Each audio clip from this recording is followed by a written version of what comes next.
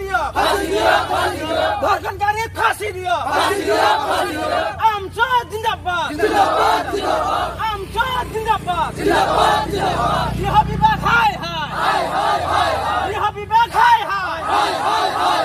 অসম চৰকাৰ কাম নাই অসম চৰকাৰ কাম নাই আমচা জিন্দাবাদ ধৰ্ষণকাৰী ফাঁচি দিয়ক ধৰ্ষণকাৰী ফাঁচি দিয়ক গৃহ বিভাগ হাই হাই আমচা জিন্দাবাদ অসম চৰকাৰ হাই হাই অসম চৰকাৰ হাই হাই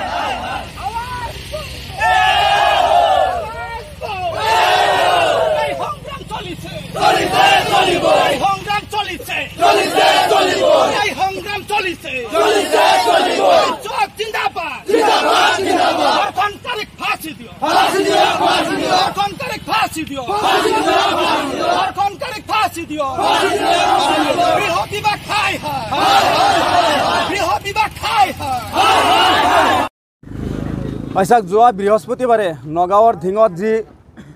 মানৱ সমাজক লজ্জানত কৰা যি ঘটনা সংঘটিত হ'ল এটি নাবালিকা 14 বছৰীয়া শিশুক তিনিটা পাখণ্ডই ধৰ্ষণ কৰিলে সেই ধৰ্ষণ কাণ্ডৰ প্ৰতিবাদত আমি ইয়াতে তামোলপুৰ জিলা আমচুৱে প্ৰতিবাদী সমদল কাৰ্যসূচী আমি আজি ৰূপায়ণ কৰিলোঁ আমি সেই ধৰ্ষণ কাণ্ডক তামোলপুৰ জিলা আমচুৱে ধিক্কাৰ জনাইছোঁ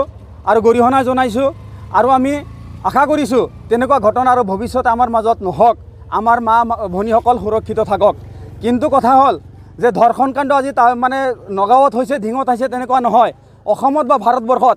মানে দিনক দিনে এই ধৰ্ষণ কাণ্ডৰ লগতে আন যিবিলাক গুৰুতৰ অপৰাধজনিত ঘটনা সেই ঘটনাবোৰ দিনক দিনে বৃদ্ধি পাই আছে আমি সেইকাৰণে দাবী উত্থাপন কৰিছোঁ যে আমাৰ এখন সুস্থিৰ চৰকাৰ থকাৰ পিছতো অসমত এজন শক্তিশালী এটা চৰকাৰ থকাৰ পিছতো ইমান ডাঙৰ গৃহ বিভাগ থকাৰ পিছতো সেই ঘটনাবোৰ দিনক দিনে কেনেকৈ বৃদ্ধি পাই আছে সেই ঘটনাবোৰ কেনেকৈ মানে কিয় বন্ধ কৰিবলৈ তেওঁলোকে সক্ষম হোৱা নাই এটাই কথা তেওঁলোকে ঘটনাবোৰ লৈ ফালে সকলো সময়তে কিছু এটা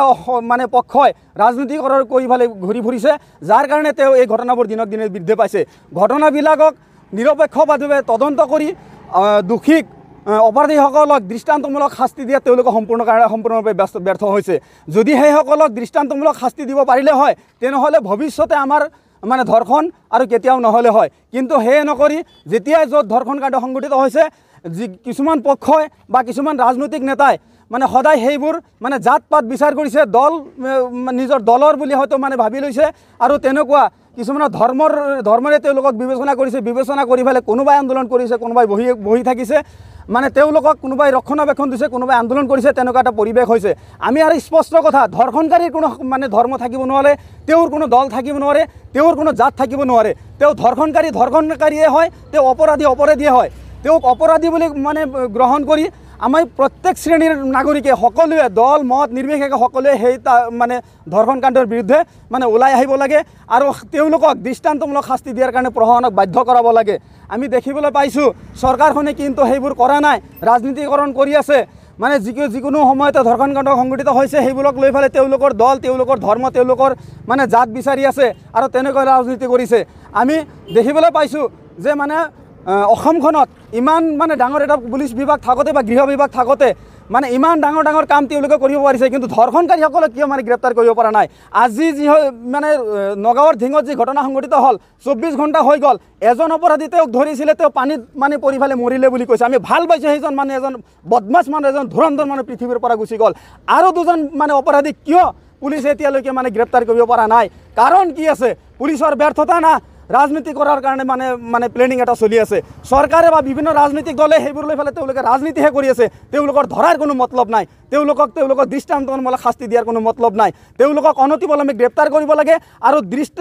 দৃষ্টান্তমূলক শাস্তি যাক কয় সেই দৃষ্টান্তমূলক শাস্তি তেওঁলোকে প্ৰদান কৰিব লাগে যাতে পিছৰ প্ৰজন্মই পিছত থকা যিসকল ধৰ্ষণকাৰী আছে বা যিসকল অপৰাধী আছে তেওঁলোকে যাতে আৰু দ্বিতীয়বাৰ কোনো ধৰণৰ অপৰাধজনিত ঘটনা কৰাৰ কাৰণে তেওঁলোকে সাহস নাপায় তো সেইখিনি আপোনালোকৰ জৰিয়তে আমি চৰকাৰলৈ আহ্বান জনাইছোঁ তেওঁলোকে এই ধৰ্ষণ কাণ্ডৰ দৰে জঘন্যতম ঘটনা লৈ ফালে তেওঁলোকে যাতে ৰাজনীতি নকৰে। আৰু এটা পৰিৱেশ মই আমি দেখা পাইছোঁ যে এই বিষয়টো লৈ ফালে উজনি অসমত হিন্দু মুছলিম বহুত কিবা কিবি কৈ থকা হৈছে। তেওঁলোকে ধৰ্ষণকাৰীসকলক মানে শাস্তি নিবিচাৰে, তেওঁলোকে এই বিষয়বোৰ লৈ ফালে তেওঁলোকে ৰাজনীতি কৰিব বিচাৰে। কোনোবাই ৰাজনীতি দলত থাকিছে, কোনোবাই বিভিন্ন সংগঠনত থাকি পেলাই তেওঁলোকে ৰাজনীতি কৰি আছে, তেওঁলোকে সেইবিলাক লৈ ফালে তাৰমানে ৰাজনীতি কৰি আছে। আমি